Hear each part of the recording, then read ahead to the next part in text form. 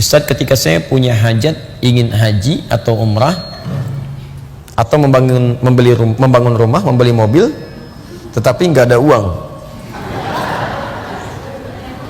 terus masalahnya apa? Ya, apakah amal soleh boleh diniatkan untuk hajat tersebut? Masya Allah.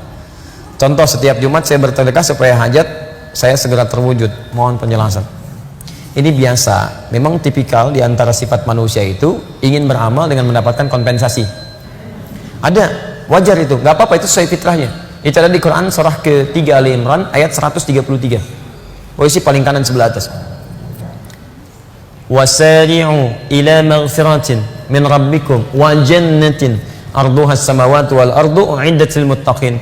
Dan bergegaslah Anda memohon ampunan kepada Allah. Kemudian lihat kalimatnya, berharaplah bisa mendapatkan surga yang seluas langit dan bumi. Di Quran mengatakan silahkan Anda berharap, jadi mengerjakan amalan supaya bisa masuk surga.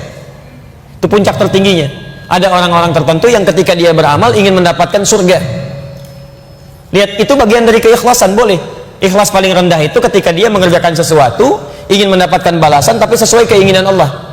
Kan yang perintahkan kita masuk surga kan Allah. Jadi kalau kita misalnya mengatakan saya sholat karena Allah, iya, saya sholat ingin mendapatkan surga, boleh nggak? Boleh, karena Allah menyuruh supaya kita sholat mendapatkan surga.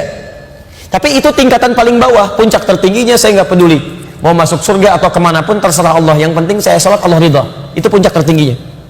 Nah, apa kata Quran ayat 134-nya? Alladzina yunfikuna fis sarra'i wad dharra. Ada orang yang mengamalkan amalan supaya bisa masuk surga. Di antaranya infak. Wal kadhimina al ghaidha, sanggup menahan amarah. Jadi ketika dia mau infak itu motivasinya mendapatkan surga seluas langit dan bumi. Itu kata Quran boleh. Tapi tingkat tertinggi ketika dia tidak punya pamrih dengan amalannya, terserah Allah.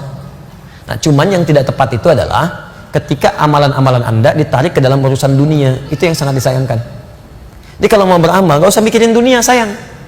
Walaupun ada motivasi dalam amalan, menjadikan amalan ketika dikerjakan dunia dapat. Contoh, apa kelebihan 2 rakaat sebelum subuh? Lebih baik daripada dunia dan seisinya. Pertanyaannya tahu dari mana? Baik, hadis Muslim hadis 224. Lihat, rakaatul fajri khairum minad dunya wa ma fiha. 2 rakaat sebelum subuh itu lebih baik daripada dunia dan seisinya. Lebih daripada dunia dan seisinya. Jadi kalau Anda bisa mengerjakan 2 rakaat itu, Anda mendapatkan lebih daripada dunia dan seisinya. Lebih daripada dunia dan seisinya. Ada yang menafsirkan itu pahala yang tidak bisa ditandingi oleh dunia dan seisinya. Ada yang menafsirkan bahwa keadaan kita itu dijadikan memiliki sesuatu lebih daripada dunia dan seisinya.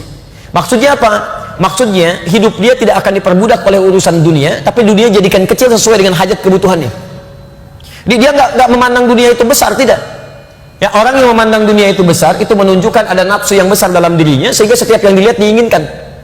Ahli 2 rakaat sebelum subuh itu dia memandang dunia kecil. Saya nggak butuh. Yang saya butuhkannya yang saya ambil. Misal, saya butuh pakaian untuk sholat. Ketika dia butuh pakaian untuk sekedar sholat, maka dia hanya akan membeli pakaian untuk sholatnya. Yang lain walaupun banyak modelnya, itu kecil bagi saya nggak butuh. Cuman ingin, capek. Dia butuh minum. Apa fungsi minum? Menghilangkan haus. Yang penting air putih. Kan fungsinya menghilangkan haus. Ketika dia merasa apa yang dia butuhkan itu dia kerjakan, maka dia akan dicukupkan oleh Allah kepada yang dibutuhkan saja. Yang lainnya kecil. Tidak dianggap penting. Jadi orang seperti ini hidupnya nggak capek. Yang penting ada air putih, selesai. Apa fungsi makanan?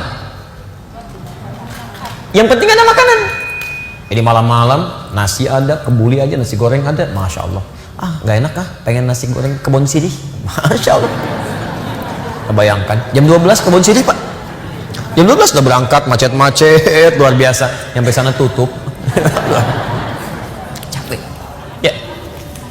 Jadi saran saya, misal ada janji banyak di Al-Quran, misal mohon maaf ya, orang-orang yang infak itu, yang sedekah itu diberikan balasan minimal 700 kali lipat, ada 10 kali lipat. Tapi ketika Anda akan infak, Anda nggak usah mikirkan balasan, infak aja dulu. Karena pemberian Allah itu tidak harus langsung berupa balasan dalam bentuk yang Anda pikirkan. Misal ada orang perhitungan gini, kalau saya berikan 5.000, saya dapat 50.000. 50.000 pemberian Allah itu belum tentu dalam bentuk uang. Kesehatan bisa, traktir teman, kenyamanan, ketenangan. Kadang-kadang itu lebih penting. Ayo pilih mana?